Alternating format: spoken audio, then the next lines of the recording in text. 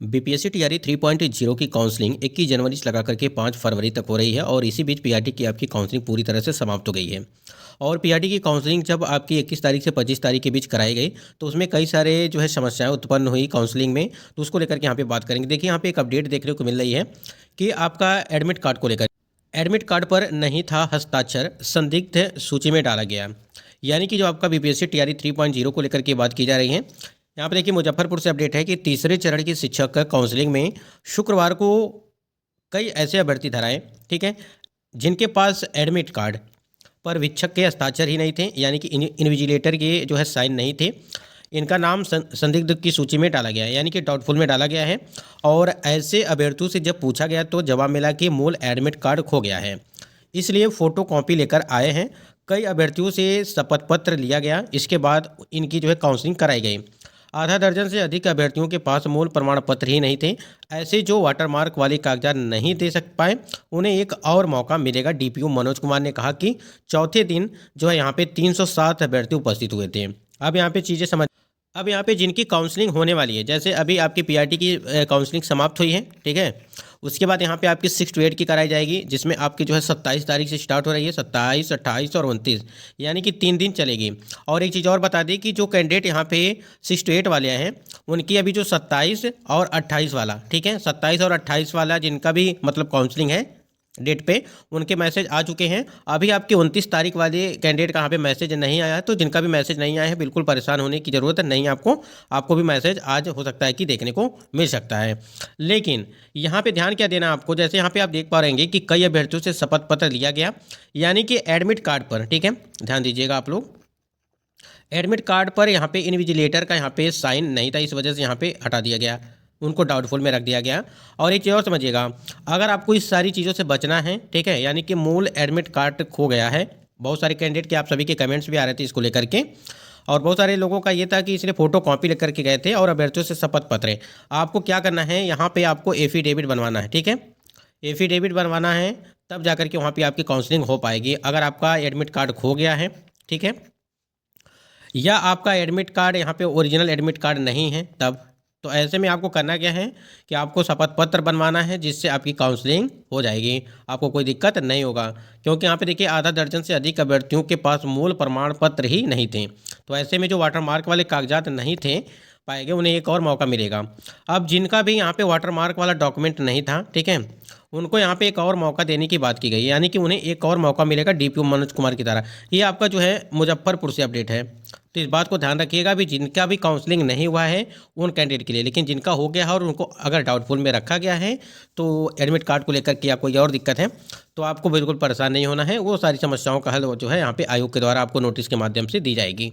उसके बाद यहाँ पे देखिए कई सारे महत्वपूर्ण अपडेट है जो काउंसलिंग को लेकर के हैं कि उपस्थिति बनाई किसी और ने, काउंसलिंग में पहुंचा कोई और। यहाँ पे मतलब कि फर्जी आपको देखने को मिल रहे हैं कैंडिडेट। मुजफ्फरपुर से ये भी अपडेट है आपकी, उपस्थिति बनाने के लिए कोई और तो काउंसलिंग के समय कोई और अभ्यर्थी आया। एक ही रिजल्ट पर दो अलग अलग अभ्यर्थी काउंसलिंग की अलग अलग प्रक्रिया में पहुंचे। फोटो नहीं मिलने पर जब खोज हुई तो मामला धरा गया। मामले के सामने आते ही काउंसलिंग कैंप में हड़कंप मच गया और पुलिस को इसकी सूचना दी गई, लेकिन तब तक दोनों अभ्यर्थी भाग निकले। शुक्रवार को डीआरसीसी में बीपीएससी तीसरे चरण की शिक्षक काउंसलिंग चल रही थी। काउंसलिंग में तैनात अधिकारी कर्मियों ने बताया कि उपस्थिति बनाने बायोमेट्रिक जांच में जो अभ्यर्थी शामिल हुआ वह काउंसलिंग के समय नहीं था। काउंसलिंग में आने वाले अभ्यर्थी के फ़ोटो का जब मिलान किया गया तो उसका चेहरा नहीं मिला।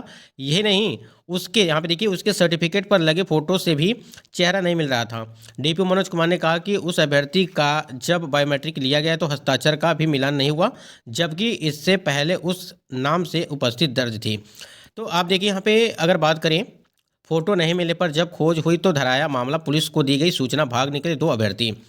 देखिए आज अगर आप किसी तरह गलत तरीके से आपकी काउंसलिंग मान लीजिए हो गई और आप सक्सेसफुल हो गए, ठीक है, लेकिन आपको ये मत समझिएगा कि आपको बाद में जांच आपकी नहीं कराई जाएगी। सभी डॉक्यूमेंट की जांच होगी, बायोमेट्रिक जांच कराई जाएगी, ठीक है। ये प्रक्रिया आपकी जब तक आप नौकरी करते रहेंगे तब तक ये प्रक्रिया आपकी चलती रहेगी।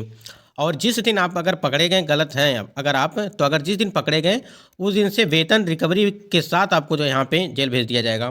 तो थोड़ा सा इस चीज़ को लेकर के आप लोग सावधान रहिएगा। अगर जिस प्रकार अगर कोई कैंडिडेट इस तरह से कोई करता है तो आप लोग सावधान रहिएगा।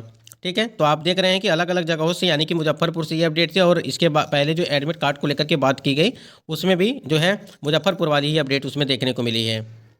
तो जिनकी भी काउंसलिंग अभी बाकी है थोड़ा सा सावधान रहेंगे, इस चीज़ को थोड़ा ध्यान रखेंगे।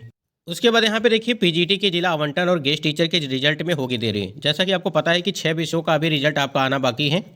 6 विषयों का पीजीटी के जिला आवंटन और गेस्ट टीचर का जो रिजल्ट है, पीजीटी का 6 विषयों का अभी यहाँ पे जिला आवंटन नहीं किया गया, और गेस्ट टीचर का अभी जो संशोधित रिजल्ट है वो अभी आपको टाइम लगेगा उसमें आने में। ठीक है, यहाँ पर देखिए अब फरवरी के पहले सप्ताह में जारी होगा गेस्ट टीचर का रिजल्ट, और पीजीटी के 6 विषयों का जिला आवंटन भी अब फरवरी के पहले सप्ताह में ही संभव है। आयोग ने पहले एग्रीकल्चर के बीएओ और एसडीओ का रिजल्ट जारी करने के लिए यहाँ पे फैसला लिया है। तो जितने भी कैंडिडेट यहाँ पे जो 6 विषयों के रिजल्ट को लेकर के बात कर रहे थे, तो फरवरी आपको पता है कि 5 फरवरी आपकी लास्ट है काउंसलिंग की डेट। तो आपको इसके बाद ही हमको लग रहा है कि आपको देखने को मिलेगा जिस प्रकार से यहाँ पे चीज़ें दी जा रही हैं, यानी कि पहले सप्ताह में बताया गया है। ठीक है, तो आपको पहले सप्ताह में दे दिया जाएगा, हो सकता है कि काउंसलिंग की डेट भी आपकी निर्धारित की जाए। पीजीटी के 6 विषयों का रिजल्ट आवंटन अब फरवरी में, यानी कि इसका भी यहाँ पे 6 विषय जो आपके रिजल्ट है उसका भी जिला आवंटन जो है कर दिया जाएगा। और इसके साथ साथ जिनका जिला आवंटन नहीं किया गया है, ठीक है, जैसे पीआरटी वाले कैंडिडेट हैं, 6 to 8 वाले हैं, 9 to 10 वाले या 11 to 12 वाले हैं, जिनका आवंटन नहीं किया गया है उनका भी इसी के साथ जो है आवंटन कर दिया जाएगा। उसके बाद यहाँ पे ट्रेनिंग को लेकर के बात की गई है कि काउंसलिंग में सफल अभ्यर्थियों का ओरिएंटेशन यानी कि उन्मुखीकरण राज्य शिक्षा शोध एवं प्रशिक्षण परिषद एससीईआरटी और सभी प्रशिक्षण जो है संस्थानों जैसे सीटीई डाइट पीटेक बैट में आयोजित होगा, और सभी जिला शिक्षा पदाधिकारी जो है काउंसलिंग में सफल अभ्यर्थियों की सूची संबंधित संस्थानों में उपलब्ध कराएंगे। अभ्यर्थियों को सूचना की अगर बात करें तो 15 दिवसीय प्रशिक्षण पूर्णतः आवासीय होगा, और प्रशिक्षुओं को 1 दिन पूर्व संस्थान में योगदान करना होगा।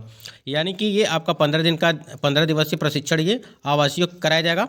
उसके बाद सफल अभ्यर्थियों को मैसेज से सूचना भेजी जाएगी। तो बिल्कुल जिनके भी यहाँ पे अगर बात करें पीआरटी वाले कैंडिडेट का काउंसलिंग हो चुका है तो वो यहाँ पे ट्रेनिंग को लेकर के बात कर रहे हैं, तो ये अभी आपको मैसेज जाएगा। देखिए यहाँ पे दिया गया है कि सूचना जो मैसेज तो वो भेजी जाएगी।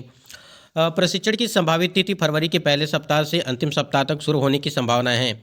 उसके बाद यहाँ पे देखिए विद्यालय आवंटन प्रक्रिया 24 जनवरी तक सभी जिलों से रिक्त पदों की जानकारी प्राप्त होगी, और तदुपरांत ट्रांसफर सहित पदस्थापन शुरू हो जाएगा।